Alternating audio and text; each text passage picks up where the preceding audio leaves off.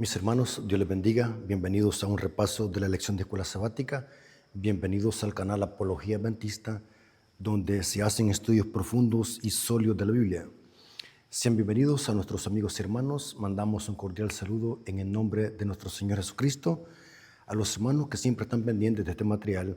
Así que gloria a nuestro Dios, porque este canal está sirviendo de una enorme bendición para alcanzar a muchas almas con la verdad presente. Así que, hermanos, en esta ocasión vamos a profundizar en la lección de escuela sabática. Vamos a hacer un estudio más amplio para que podamos comprender la temática de la lección de escuela sabática. Antes de iniciar, vamos a invocar la presencia de nuestro Dios. Vengamos de rodillas. Bendito Señor que estás en el cielo, santificado sea tu nombre. Gracias te damos porque nos has permitido respirar, poder tener una nuevo día, una noche más para poder presentar tu palabra. En esta ocasión, el repaso de la lección de escuela sabática. Rogamos de que tu Espíritu Santo nos guíe a toda verdad. Bendigas a tu siervo y bendigas a tu pueblo que escucha este mensaje. Te lo suplicamos en el nombre de Jesús. Amén. Ok, hermanos, Dios me los bendiga. Vamos a estudiar la lección número 10.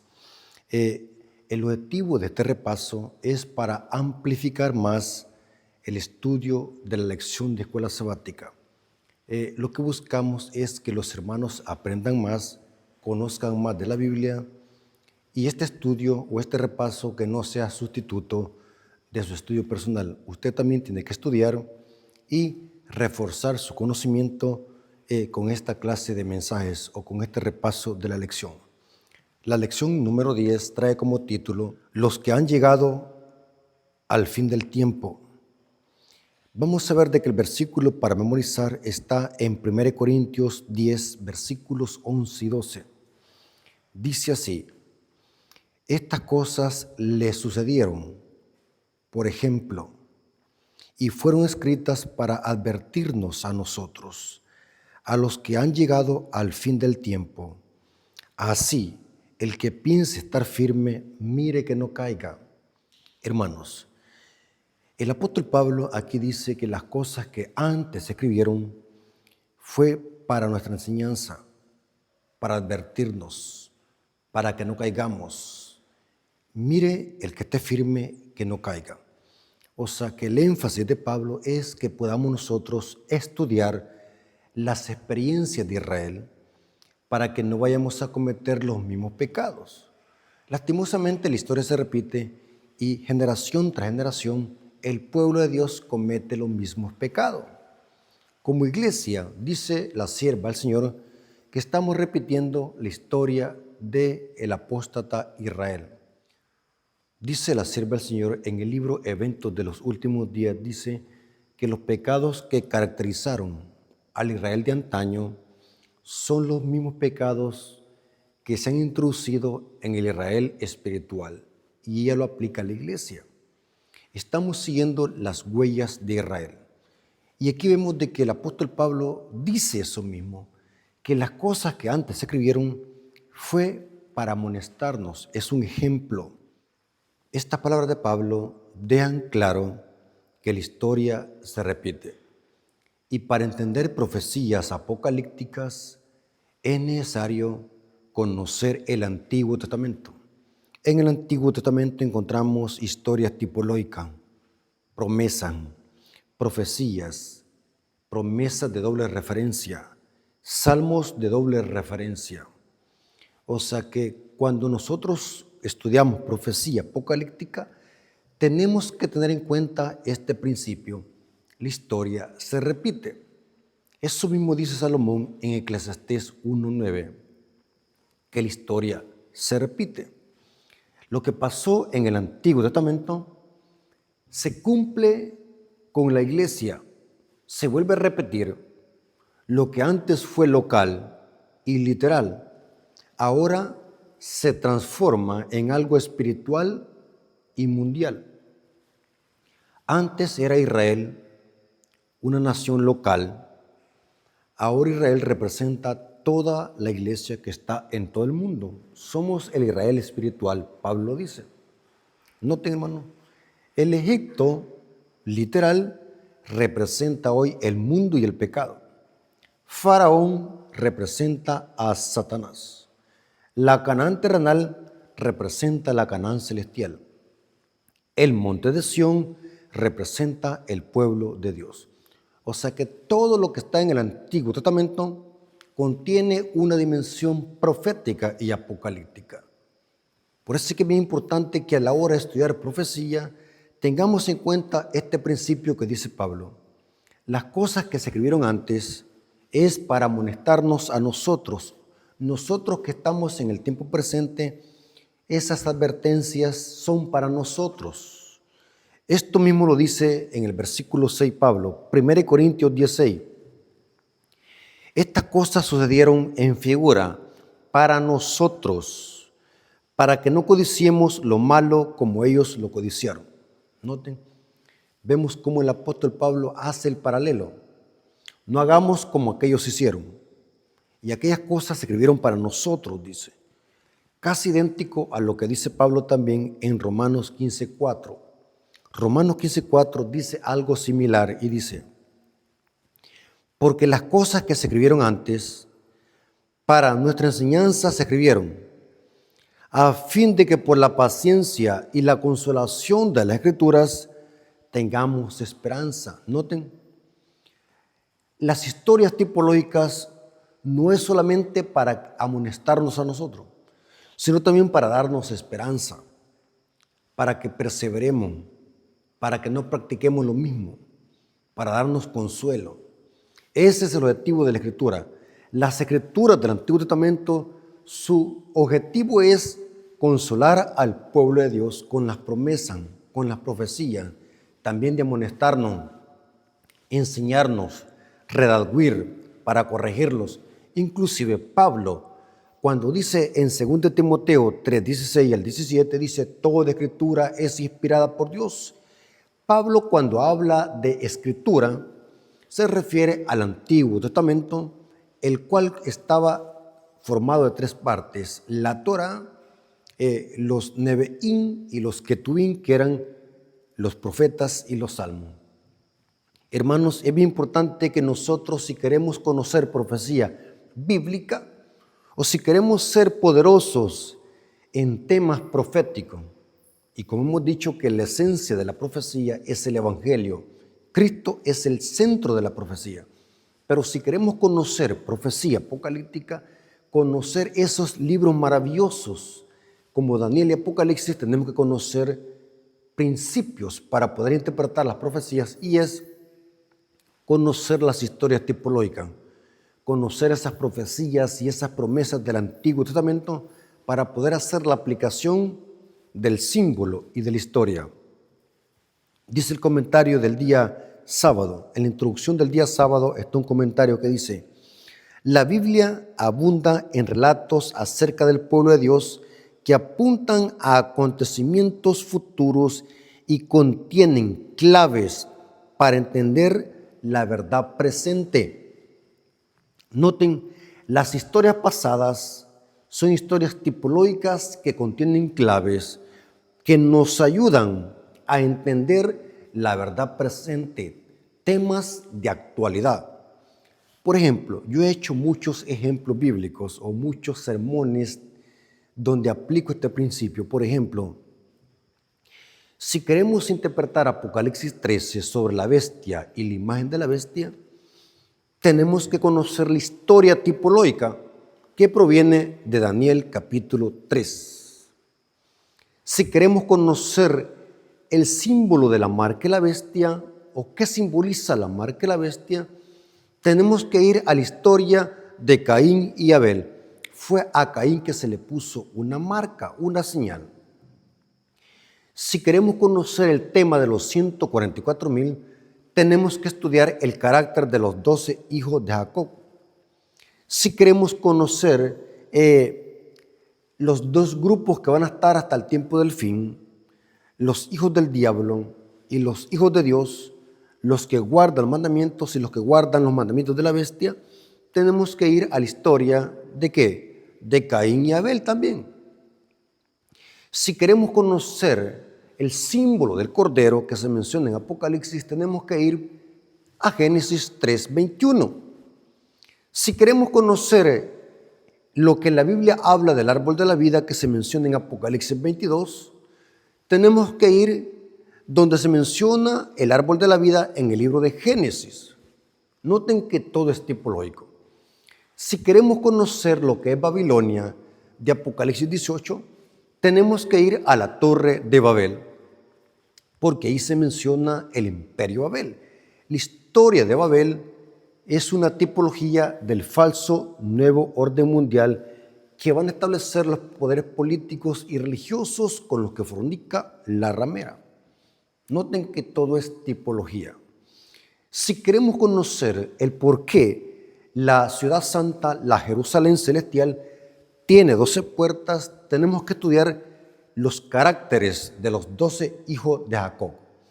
Porque según el carácter en que venzamos por esa puerta, vamos a entrar y habrá un ángel escoltándonos. Porque la Biblia enseña que hay 12 caracteres. Y no sé qué carácter tiene usted, pero cada quien sabe cuál es el carácter que se asemeja a uno de los hijos de Jacob. Y si vencimos como vencieron los hijos de Jacob, por esa puerta vamos a entrar donde está el nombre de uno de los 12 hijos de Jacob. Por eso es que la ciudad santa tiene 12 puertas, porque 12 representa los 12 caracteres en los que va a vencer el pueblo de Dios. Dependiendo a quién nos hayamos parecido o al carácter de uno de los hijos de Jacob, por esa puerta vamos a entrar. Noten que todo es tipológico. Todo lo que encontramos en Apocalipsis son referencias que vienen del Antiguo Testamento. ¿Y qué dijéramos, hermanos, del santuario? Poderoso mensaje.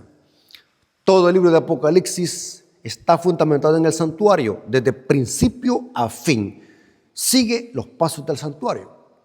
O sea, si queremos conocer Apocalipsis y su orden y su estructura y sus quiasmos, tenemos que conocer perfectamente bien el santuario hebreo y su función. ¿Por qué Dios dio un santuario y qué tiene que ver eso con el plan de salvación? Si queremos conocer la humanidad de Cristo, ¿por qué Cristo se humanizó y tomó nuestra naturaleza? Tenemos que conocer la escalera de Jacob y tenemos que conocer lo que simboliza la serpiente levantada en el desierto. Noten, todo es tipología. No hay nada que esté simplemente por ocupar lugar en la Biblia.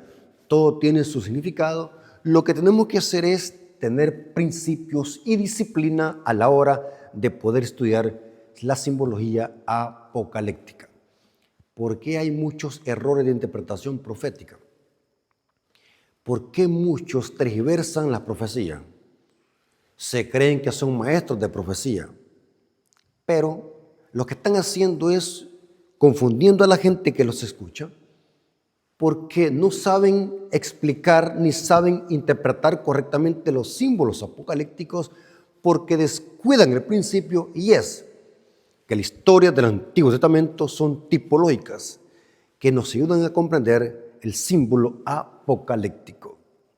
Ahora pasemos al día domingo. El día domingo dice la ira del Cordero.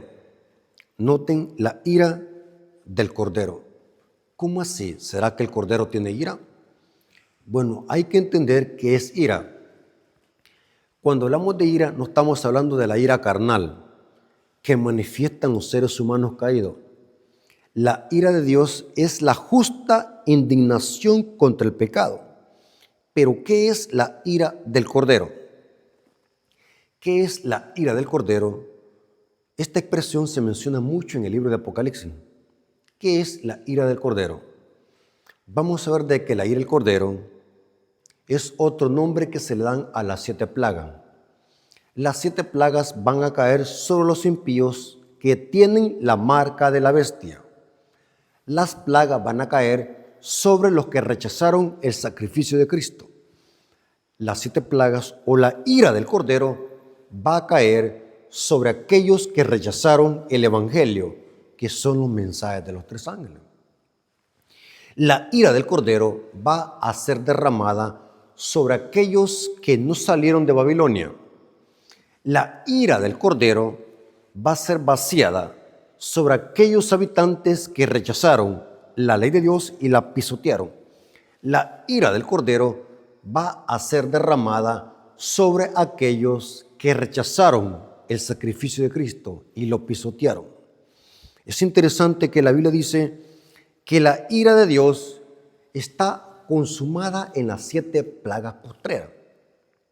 O sea, cuando hablamos de ira de Dios, estamos hablando de la justa indignación contra el pecado. Es una ira santa. Y esa ira de Dios se consuma en las 7 plagas postreras. Apocalipsis 15:1 dice: vi en el cielo otra señal, grande y admirable, 7 ángeles que tenían las 7 plagas postreras, porque en ellas se consuma la ira de Dios. Esto lo repite Apocalipsis 16:1.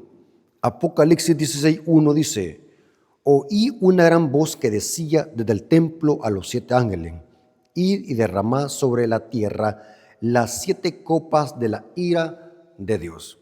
Esto también se menciona en el mensaje de los 3 ángeles, Apocalipsis 14, 9 al 12.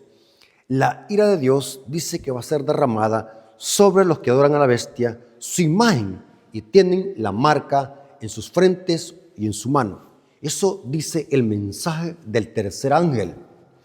O sea, cuando hablamos de la ira del Cordero, estamos hablando de una ira santa. El castigo que va a ser derramado sobre los impíos, que rechazaron el sacrificio de Cristo, que rechazaron el Evangelio. Vendrá un tiempo donde los impíos van a buscar la muerte y no la hallarán. El contexto de la ira del Cordero se halla en Apocalipsis 6, 15 al 17. Hablamos del sexto sello. Apocalipsis 6, versículos 15 al 17. El sexto sello termina cuando Cristo sale del lugar santísimo del santuario, o sea que el séptimo sello es la venida de Cristo. Actualmente estamos en el sexto sello y el sexto sello va a terminar con un gran cataclismo, con una destrucción masiva del globo terráqueo. Y los impíos van a sentir pánico, y noten lo que van a decir. Apocalipsis 6, versículos 15 al 17. Y los reyes de la tierra, y los grandes, y los ricos, y los capitanes, y los poderosos, y todo siervo y todo libre, se escondieron en las cuevas y entre las peñas de los montes, y decían a los montes y a las peñas. Noten, esto es pánico, este es terror. Caed sobre nosotros y escondednos del rostro de aquel que está sentado sobre el trono y de la ira del Cordero. Noten que piden esconderse del que está sentado en el trono y de la ira del Cordero, porque el gran día de su ira ha llegado. ¿Y quién podrá sostenerse en pie? Aquí hay una pregunta: ¿quién va a poder sostenerse en pie? El capítulo 7 dice que serán los 144,000, porque tendrán la justicia de Cristo y son fieles en un mundo de rebelión y apostasía. Esta pregunta tiene su respuesta en el capítulo 7, donde se habla de los 144,000. ¿Quiénes van a estar en pie cuando venga el cataclismo, cuando vengan las plagas, cuando venga la marca de la bestia? ¿Quién estará de pie cuando se desate la ira de Dios, la ira del Cordero? ¿Quién se mantendrá en pie? La respuesta es: los únicos serán los 144,000. Pero aquí vemos de que los impíos tienen terror. Y dice: escondernos del que está sentado sobre el trono y de la ira del Cordero. Tienen pánico, porque las plagas van a ser derramadas sobre los impíos, mientras que los 144,000 van a ser protegidos. Cristo es su protector. El Salmo 91 se va a cumplir con los 144,000. Caerán 1,000 y 10,000 a tu diestra, y a ti no te pasará nada, ni plaga tocará tu morada. Porque el Salmo 91 es una tipología de la protección que hará Dios con su pueblo remanente, que son los 144,000. Según la Biblia, el Evangelio será predicado. Ahora la pregunta es: ¿cómo escapar de la ira del Cordero? que son las 7 plagas. Aquí la lección hace un paralelo con la predicación del Evangelio. Dice, según la Biblia, el Evangelio será predicado a todas las naciones. Y se cita Mateo 24, 14. No habrá nadie que se quede sin oír el Evangelio. Dice que será predicado en todo el mundo para testimonio a las naciones. ¿Qué significa para testimonio a las naciones? En aquel día nadie va a decir, yo nunca escuché, nadie me advirtió, nadie me amonestó. Negativo, para testimonio a todas las naciones. Sin embargo, dice acá, habrá personas que serán sorprendidas no por falta de información, sino por su negativa a creer y a obedecer. Noten que nadie se va a condenar ignorante. La gente que se pierda y se condene va a ser por rechazar el Evangelio. Interesante. Hermanos, es importante comprender que Dios, antes de mandar sus juicios, lo advierte, lo avisa y lo hace a través de la predicación del Evangelio. Esto pasó con los antediluvianos. Dios mandó una advertencia y la gente rechazó el mensaje. O sea que lo que enseñamos y lo que trata de enseñar la lección es de que nadie se va a perder por falta de información, sino dice por su negativa a creer y obedecer el mensaje. O sea, porque el Evangelio a todo el mundo le va a llegar. La salvación o la perdición va a depender de la aceptación o el rechazo. Esto pasó con la gente antes del diluvio, porque vamos a ver que la historia del diluvio es una tipología. Así como estaba el mundo corrompido antes del diluvio y Noé predicó 120 años, la gente rechazó el mensaje y la gente no entendieron hasta que vino el diluvio. Pero a todos se les predicó. La Biblia dice que Noé predicó el mensaje 120 años. Y aquí vemos en Mateo 24, versículo 37 al 44, dice, mas como en los días de Noé, así será la venida del Hijo del Hombre. Porque como en los días antes del diluvio, estaban comiendo y bebiendo, casándose y dándose en casamiento, hasta el día en que Noé entró en el arca, y no entendieron hasta que vino el diluvio y se lo llevó a todo. Así será también la venida del Hijo del Hombre. Noten, hermano, porque la historia del diluvio es una tipología paralela a los eventos que preceden a la venida de Cristo. Noé predicó un mensaje por 120 años. La gente lo rechazó. La gente no quiso el Evangelio. Así que Dios cerró la puerta del arca y después de 7 días vino el diluvio. El cierre de la puerta del arca representa el cierre de la puerta de la gracia. Y el diluvio representa el castigo que vendrá sobre los impíos con fuego. Es lo mismo, pero Dios antes de enviar el diluvio, antes de enviar las plagas, antes de enviar sus juicios, manda un mensaje. Y hoy ese mensaje es la proclamación de los mensajes de los 3 ángeles.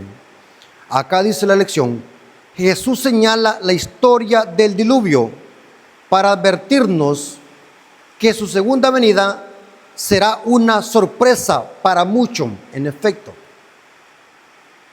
en Mateo 24, 37 al 44 vemos eventos escatológicos. Primero se predica el Evangelio.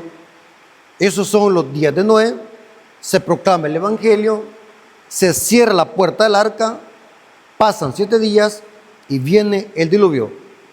O sea que en ese cierre de la puerta de la gracia está incluida la salida de Cristo del lugar santísimo, el santuario, y después caen las plagas y después viene el castigo por fuego.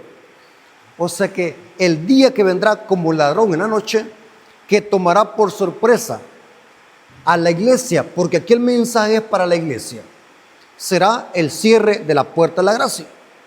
Lo que tomará por sorpresa también será la segunda venida de Cristo, pero a los impíos.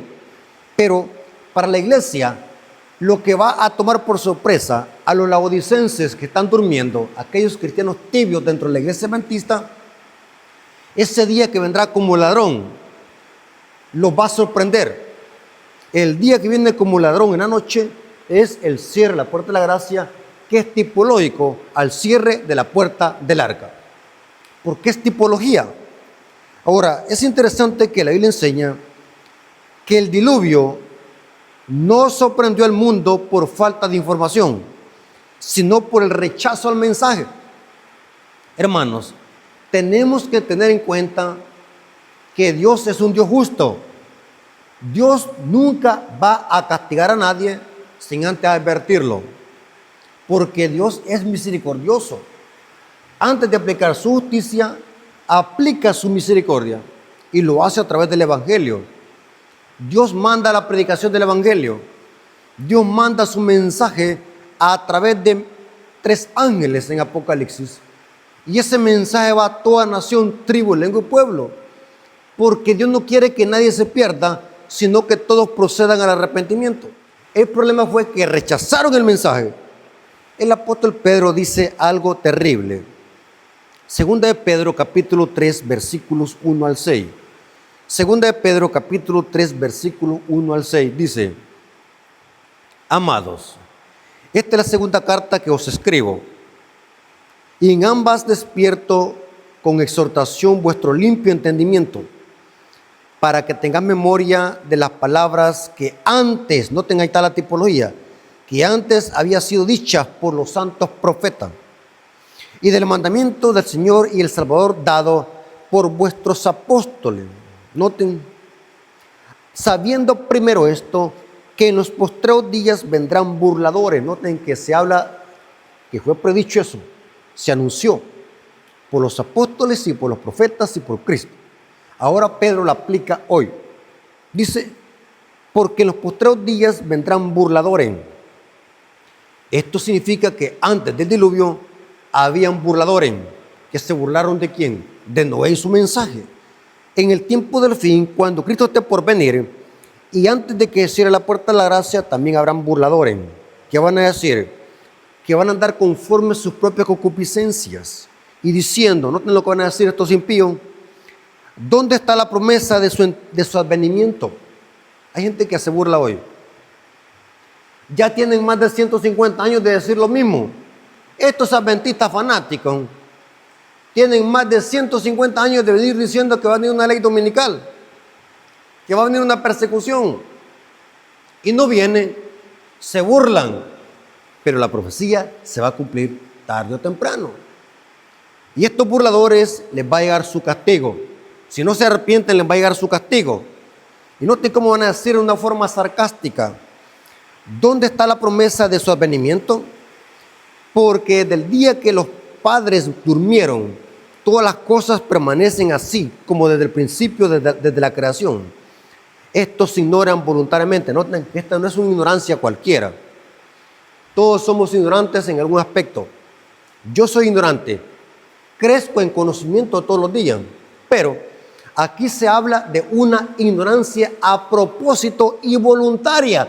Estos impíos se hacen ignorantes a propósito. Estos ignoran voluntariamente que en el tiempo antiguo, ahí está el paralelo, se usa la historia como tipología. Estos ignoran voluntariamente que en el tiempo antiguo fueron hechos por la palabra de Dios los cielos, también la tierra, que proviene del agua y por el agua subsisten, por lo cual el mundo de entonces pareció anegado en agua. Se cita el diluvio. Noten que Pedro está haciendo un paralelo, está usando la historia del diluvio como una tipología, una historia tipológica, y lo aplica a la situación actual, cómo estará el mundo antes de la venida de Cristo. Iban a haber burladores, gente que iba a usar sarcasmo para burlarse del pueblo de Dios, gente que se iba a burlar de las promesas. Estamos repitiendo la misma historia.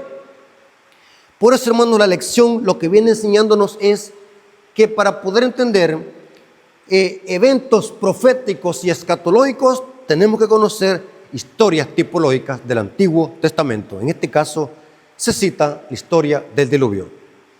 Pasemos al día lunes. la evangelización de Noé. O sea que el evangelio no es solamente parte del Nuevo Testamento. El evangelio lo predicaron los apóstoles, los profetas, los patriarcas. Aquí se habla que Noé predicó el evangelio. Claro que sí. ¿Cuánto tiempo Noé predicó? Se infiere, aunque la Biblia no lo diga textualmente, pero se infiere que fueron 120 años que Noé proclamó el evangelio. Esto lo dice la Biblia en el libro de Génesis capítulo 6. No contenderá mi espíritu con el hombre para siempre, mas sus días serán 120 años. Se infiere por esa expresión de que el tiempo de gracia para los antediluvianos fue 120 años. Noé les predicó el evangelio 120 años. Y es interesante que de toda esa muchedumbre que estaba corrompida, solamente 8 personas se salvaron. A través de la predicación del evangelio, solamente 8 personas se salvaron. Dice el libro Patriarcas y Profetas, hablando de cuando Noé construyó el arca. Dice que cada martillazo que pegaba era una sentencia y una advertencia para los impíos que rechazaban la gracia de Cristo. O sea que Noé, al mismo tiempo que trabajaba construyendo el arca, también predicaba. Se entiende que Noé era pregonero de justicia. Esto lo dice 2 de Pedro 2.5. 2 de Pedro 2.5 dice: y si no perdonó al mundo antiguo, sino que guardó a Noé, pregonero de justicia. Pregonar significa predicar un mensaje en alta voz. Eso significa pregonar.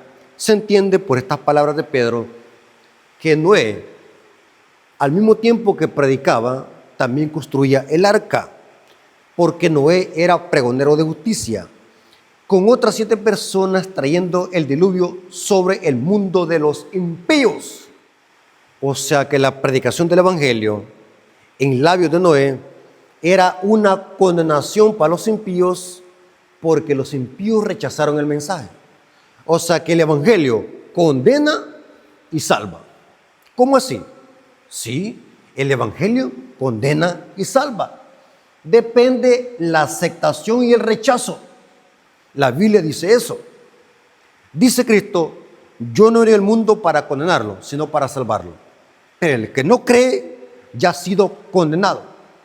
O sea que el evangelio salva, pero al mismo tiempo condena si se rechaza.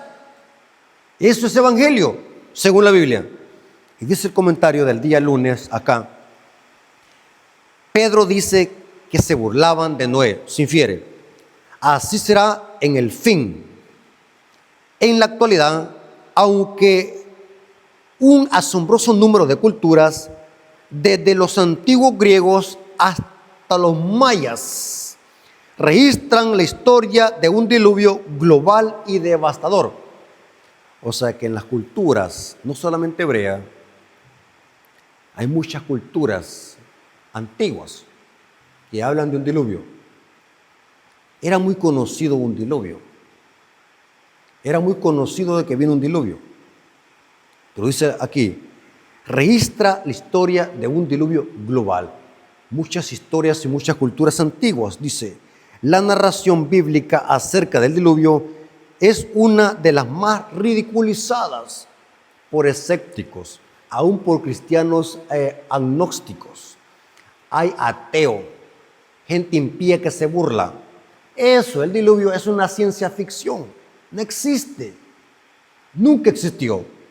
Es un plagio que hizo Moisés del diluvio.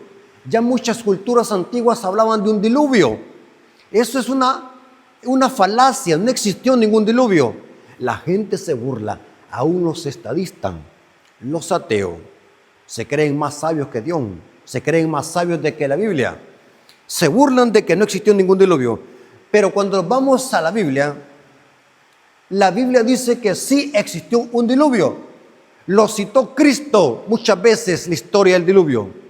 Lo citaron los apóstoles, lo citó Judas, lo citó Pedro, lo citó Lucas. ¿Cómo eso iba a ser una historia ficticia? Cristo nunca hizo alusión a eventos ficticios. Si Cristo citó el diluvio, es que fue real. Así como fue en los días de Noé, así será en los días del Hijo del Hombre. O sea que fue un hecho real. No fue una falacia como dicen los ateos. No fue una fantasía, negativo. Pero ha habido gente que se ha burlado de ese evento. Como se predijo, el mundo está poniendo a un lado el relato bíblico del diluvio como que si se tratara de un mito, sin importar cuán clara y explícitamente se describe en el Antiguo Testamento. Y cuántas veces Cristo y los apóstoles hicieron referencia. Interesante. Aquí hay una pregunta en el día lunes. ¿Cuáles fueron las condiciones morales que condujeron al diluvio? ¿Qué paralelismo existe entre la época de Noé y la nuestra?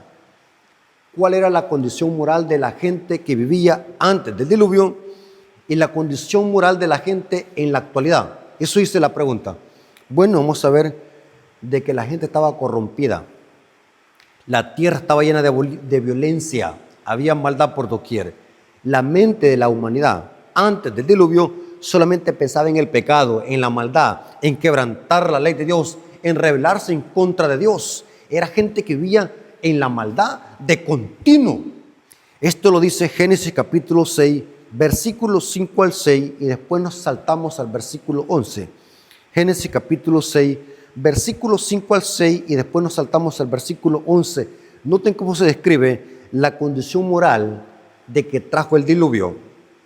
Y vio Jehová que la maldad de los hombres era mucha en la tierra. Noten que toda la tierra estaba corrompida. Y que todo designio de los pensamientos del corazón de ellos era de continuo solamente el mal. Y se arrepintió Jehová de haber hecho al hombre en la tierra. Esta expresión en griego y en hebreo simboliza o representa, le dolió a Dios el corazón. No es que Dios se ande arrepintiendo. La expresión arrepentirse en este contexto representa a Dios le dolió el corazón. Y aquí dice, se arrepintió Jehová de haber hecho al hombre en la tierra y le dolió su corazón. Y se corrompió la tierra delante de Dios. Y estaba la tierra llena de violencia, dice el versículo 11. Noten la tierra, no dice una localidad o un local o una parte de la tierra. Dice la tierra, el globo terráqueo, estaba lleno de violencia. Estaba la tierra llena de violencia. Interesante, tremendo, hermanos. Así será idéntico. Actualmente la tierra está idénticamente como antes del diluvio. Estamos viendo en la misma condición moral antes del diluvio. El mundo está corrompido. Hoy el mundo al pecado le llama virtud. Hoy el mundo a la maldad le celebra. Hoy los que defienden la Biblia le llaman retrógradas, ermitaños. Hoy los que defienden la palabra de Dios le llaman anticuado. Vivimos en una época de depravación moral donde los que practican el pecado son celebrados y son hasta premiados. Hemos llegado a un tiempo donde obedecer la ley de Dios se le llama fariseísmo, extremismo o cerrados de mente. Así nos dicen, cerrados de mente, fanáticos, ermitaños y cavernícolas. Hemos llegado a un tiempo donde la gente se burla de los cristianos. Yo vi un programa de televisión donde la gente se burlaba de un cristiano que estaba diciendo que no existe un matrimonio entre Adán y Esteban. ¿Sabe a qué me refiero? Y ahí el que lo estaba entrevistando se burlaba. Eres cerrado de mente, eres un cavernícola, eres un ermitaño.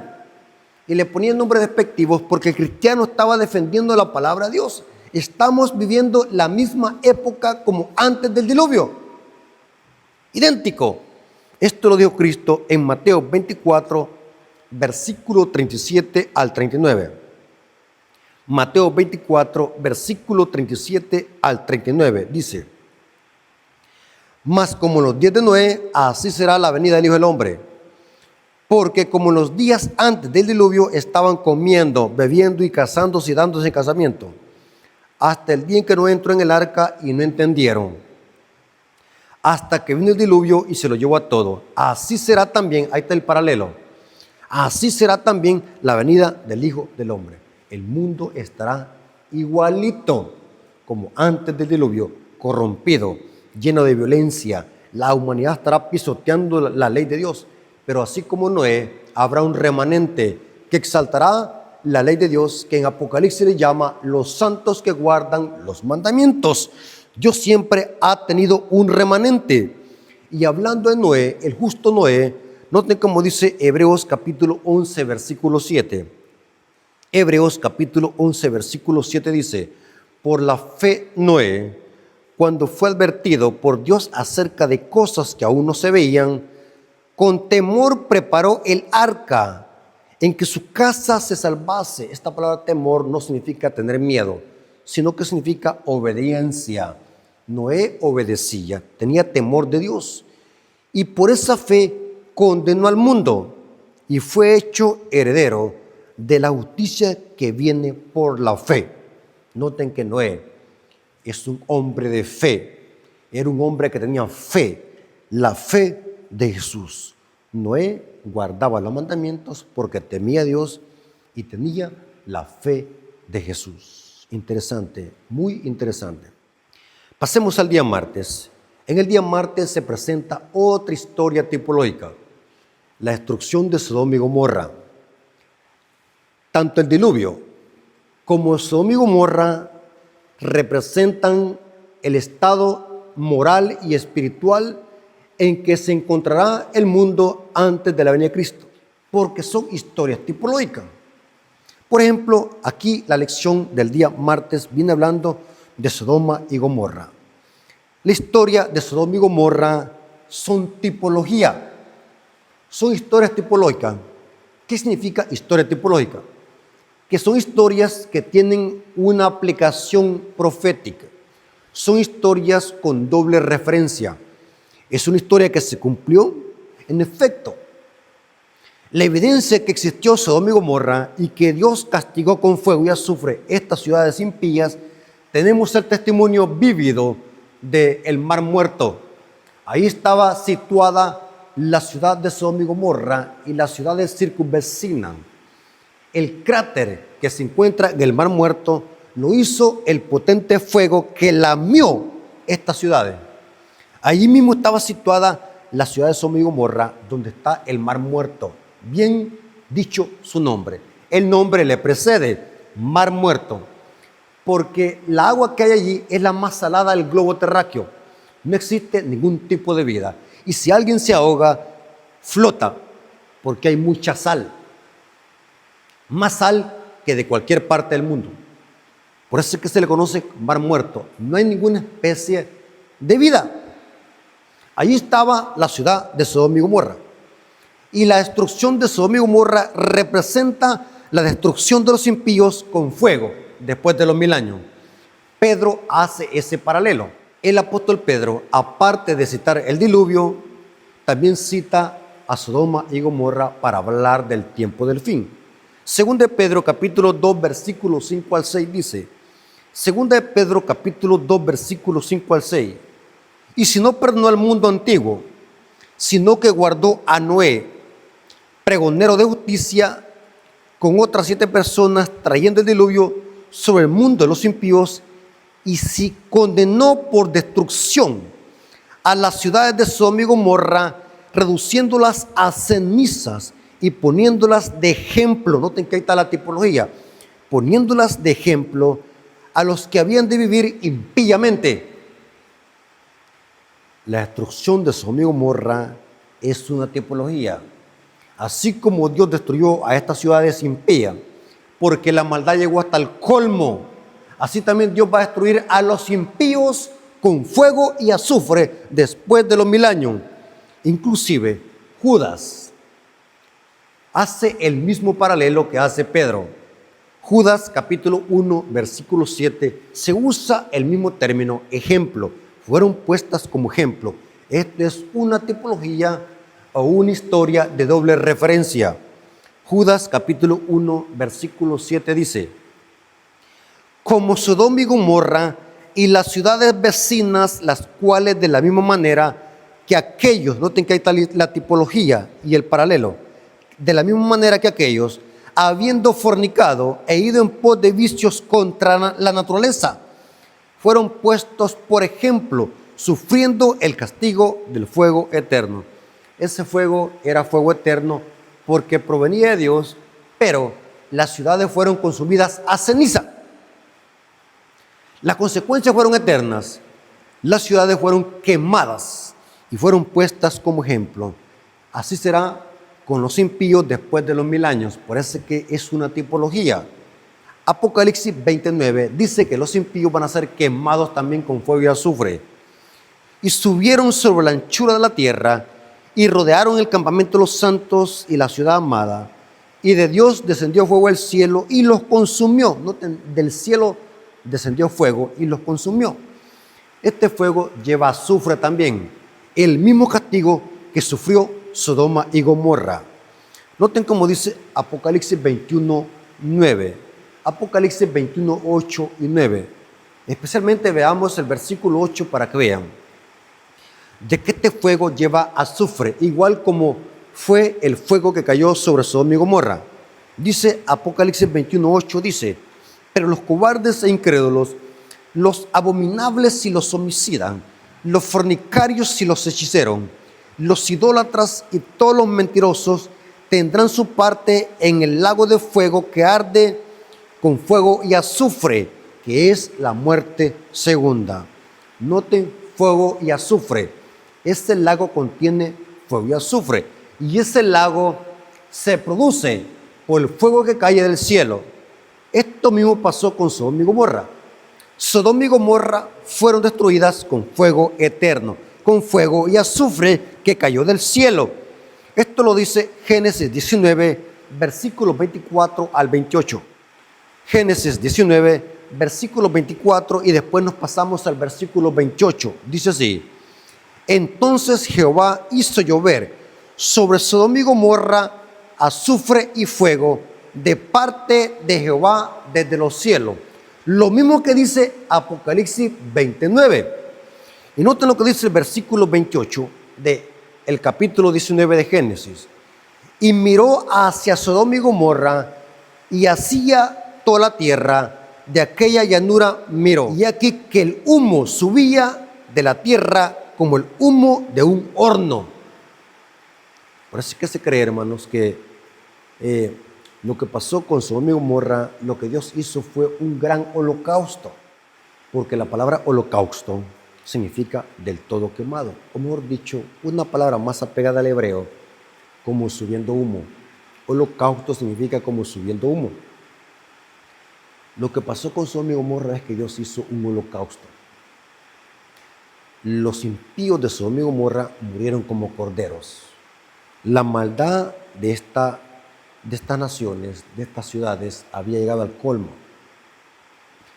Ya no tenían remedio. Dios ejecutó sus juicios y lo hizo con fuego y azufre. Y el fuego fue tan potente que hizo un cráter, lamió las ciudades y dejó un cráter, lo que hoy se le conoce como el Mar Muerto. Interesante. Según el apóstol Pablo, la humanidad estaría igual como Sodoma y Gomorra. Antes de la venida de Cristo, la humanidad estaría corrompida, haciendo prácticas pecaminosas, rebelándose en contra de la ley de Dios, practicando relaciones inmorales como se practicaban en Sodoma y Gomorra. El apóstol Pablo habla de eso en Romanos 1, 21 al 26. Noten que es lo mismo. Así como estaba la gente antes del diluvio, así estará la humanidad antes de la venida de Cristo. Así los pecados que identificaron a los de Sodoma y Gomorra, esos mismos pecados van a imperar en la sociedad antes de la venida de Cristo. Es lo mismo. Por eso es que se le conoce como historia tipológica. Y Pablo lo explica. Romanos capítulo 1, versículos 21 al 26. Noten cómo dice. ¿Cómo estaría la humanidad corrompida? Pues habiendo conocido a Dios, no lo glorificaron como a Dios, ni le dieron gracias, sino que se envanecieron en sus razonamientos, y su necio corazón fue entenebrecido. Profesando ser sabios, se hicieron necios, y cambiaron la gloria de Dios incorruptible en semejanza de imagen de hombre corruptible, de aves. Noten, le empezaron a dar culto a aves, a cuadrúpedos, de reptiles, por lo cual también Dios los entregó a la inmundicia, noten, en la concupiscencia de sus corazones, de modo que deshonraron entre sí sus propios cuerpos, ya que cambiaron la verdad de Dios por la mentira, honrando y dando culto a las criaturas antes que el Creador, el cual es bendito por los siglos. Amén.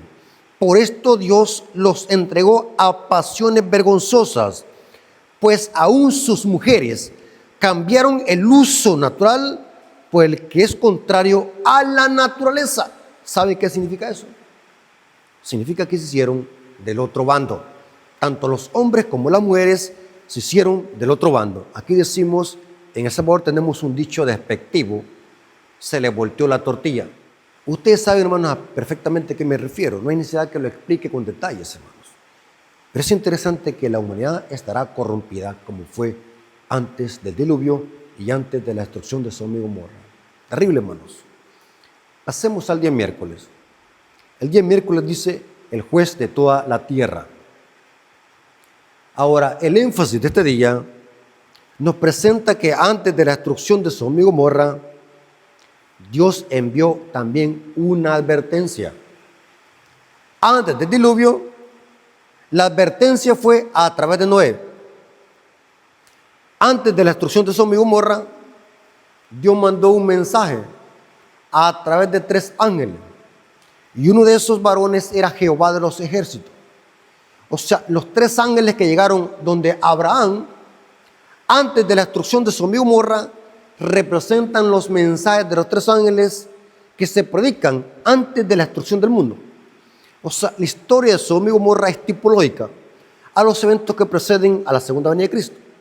Aquí dice que Dios mandó 3 varones, donde Abraham. Esto lo encontramos en Génesis 18. Es interesante que aquí dice, la lección en la introducción de este día miércoles explica, en este relato, Dios se aparece a Abraham acompañado de 2 varones o 2 ángeles. Eran 3, pero uno de ellos era Jehová.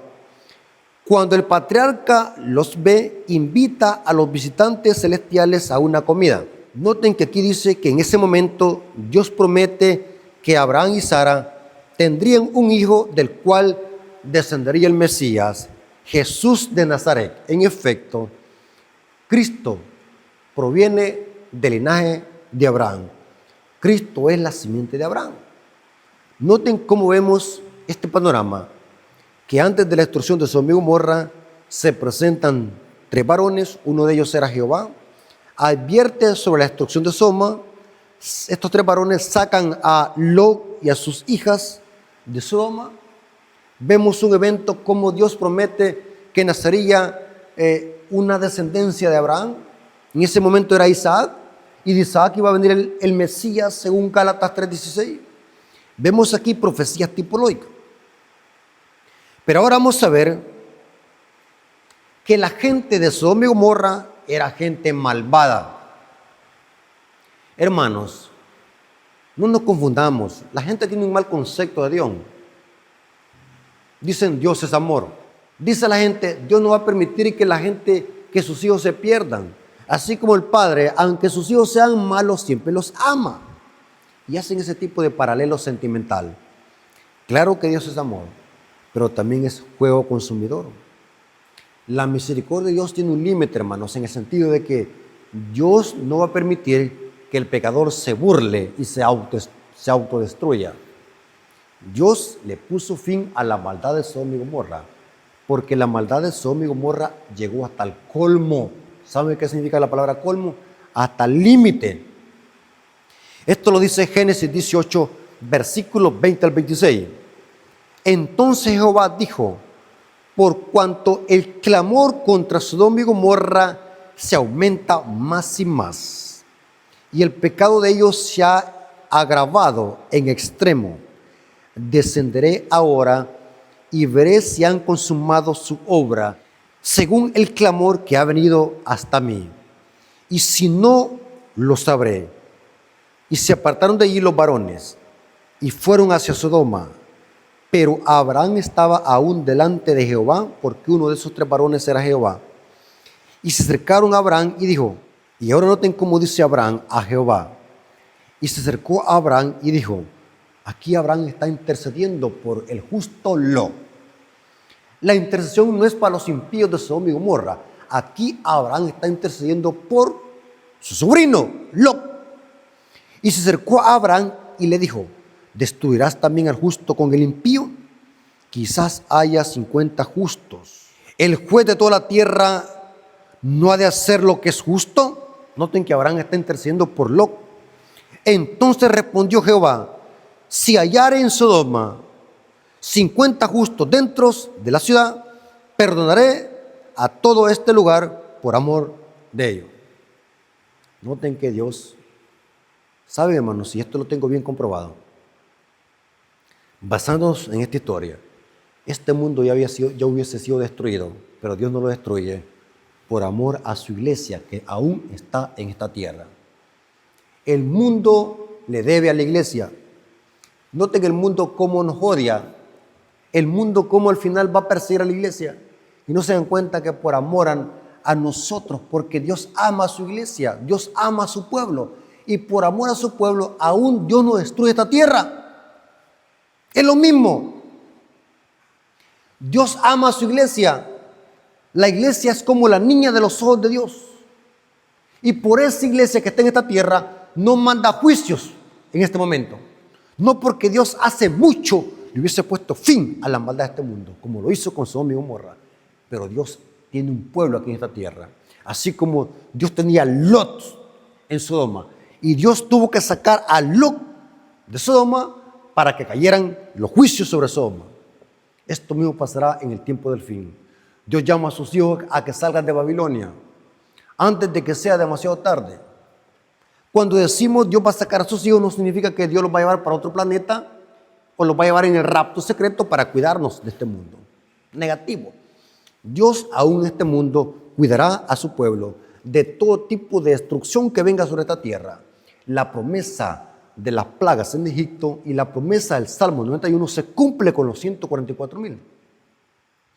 Dios no necesita llevarse a sus hijos para otro mundo para protegerlos de la crisis final. Dios aún en esta tierra va a proteger a sus hijos tanto de las plagas, del fuego y de todos los juicios que vengan sobre esta tierra.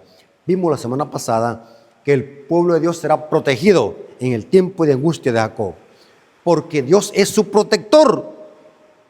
Aquí dice la lección, Dios no nos debe una explicación, pero decide no ocultar sus motivos y sus planes a la humanidad. Así que Dios no hace nada en secreto, hermanos. Dios dice, no hace Dios nada sin revelar sus secretos a sus siervos los profetas, y cita Amós 3:7. Dígame usted, hermano, ¿qué clase de Dios fuera ese que las cosas las hiciera secretas?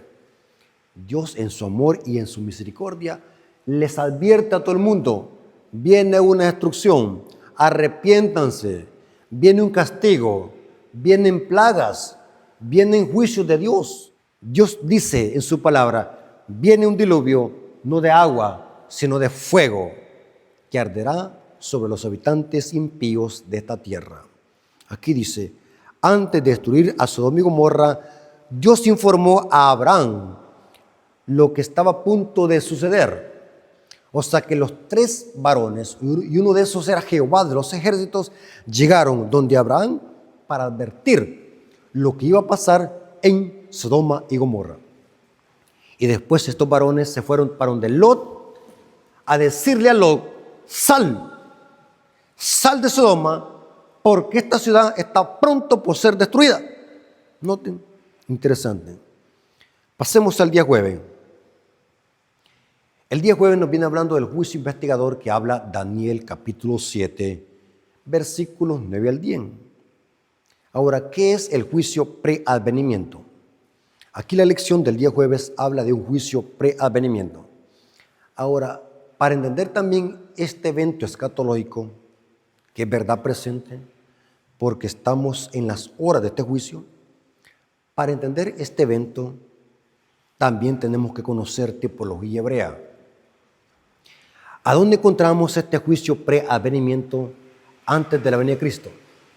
Lo encontramos en el gran Yom Kippur o el gran día de la expiación que se hacía una vez al año en el santuario.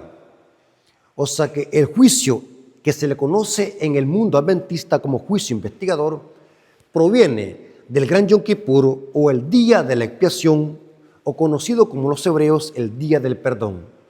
Era el día del juicio donde se purificaba el santuario de las impurezas que habían entrado legalmente por la sangre al santuario durante todo el año en el continuo.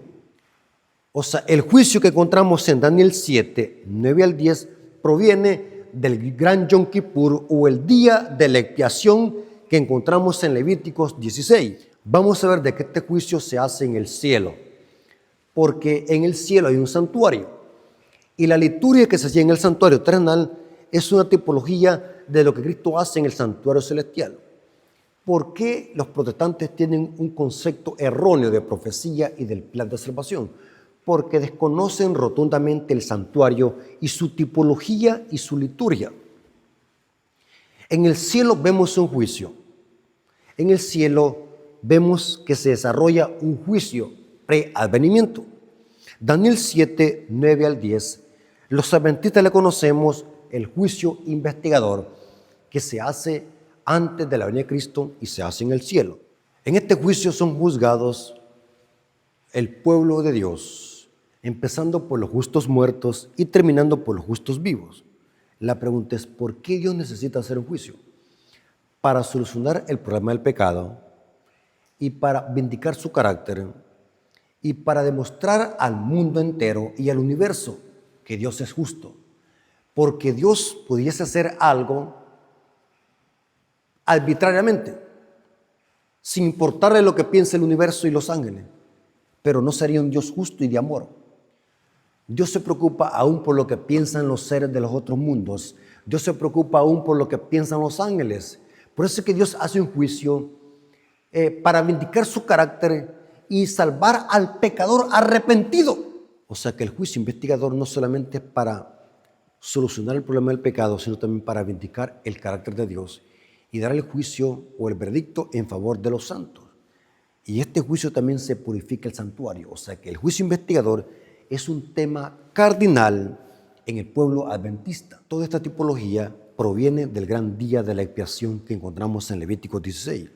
Y Daniel capítulo 7, versículos 9 al 10 dice: estuve mirando hasta que fueron puestos tronos, y se sentó un anciano de días, cuyo vestido era blanco como la nieve, y el pelo de su cabeza como lana limpia, su trono llama de fuego, y las ruedas del mismo fuego ardiente.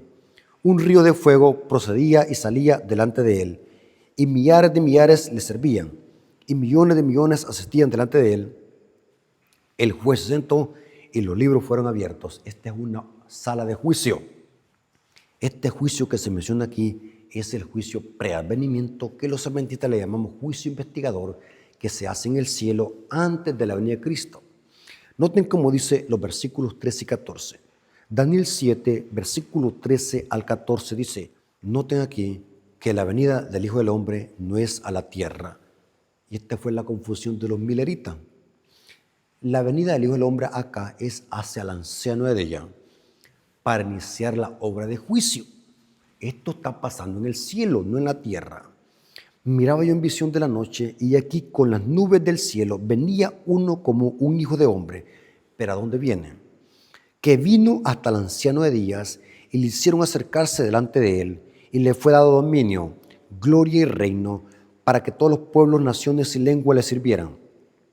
Su dominio es dominio eterno, que nunca pasará, y su reino uno que no será destruido. Este juicio es el juicio investigador, lo que se le conoce como la purificación del santuario, el gran día de la expiación tipológico. Es donde a Cristo se le da dominio, gloria y reino. En este juicio se hace también la boda del Cordero. Mientras sucede este juicio, se anuncia acá en la tierra a través de los mensajes de los tres ángeles. O sea que el mensaje que dice, la hora del juicio ha llegado, se refiere a este juicio que inicia al final de los 2300 tardes y mañana de Daniel 8:14. Estoy diciendo esto a grandes rasgos porque en otros temas ya los hemos predicado y los hemos predicado con detalle. Pero los adventistas del séptimo día tenemos que conocer perfectamente bien esta tipología. El juicio investigador proviene de la tipología del Yom Kippur o del Día del Perdón o del Día de la Purificación del Santuario o conocido como el Día del Juicio, que se hacía en el santuario una vez al año y se hacía en el lugar santísimo del santuario. ¿El juicio para qué es? No es para informar a Dios. Dios, ¿por qué anota pecados en los libros? Dios no necesita anotar nada, pero lo hace en pro al beneficio de la humanidad y del universo, para que el universo se pueda dar cuenta de que Dios es justo y que si hace algo es porque Dios es justo, y todo eso va a quedar registrado en los libros del cielo. Y por eso se hace el juicio, para informar al universo. El juicio no solamente resuelve el problema del pecado, sino también el juicio vindica el carácter de Dios y se hace para salvar a su pueblo. En Daniel 7:22, noten cómo dice. Daniel 7:22 dice: hasta que vino el anciano de días y se le dio el juicio a los santos del Altísimo. Noten, hasta que vino el anciano de días y se dio el juicio a los santos del Altísimo.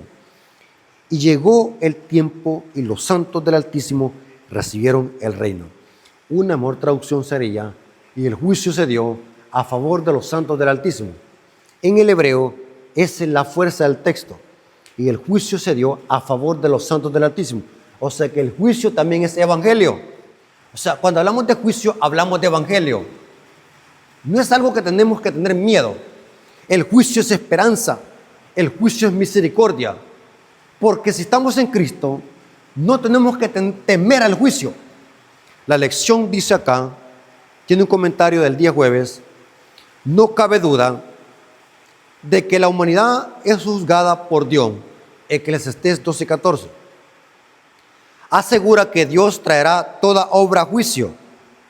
Y Pablo nos recuerda que todos hemos de compadecer ante el tribunal de Cristo.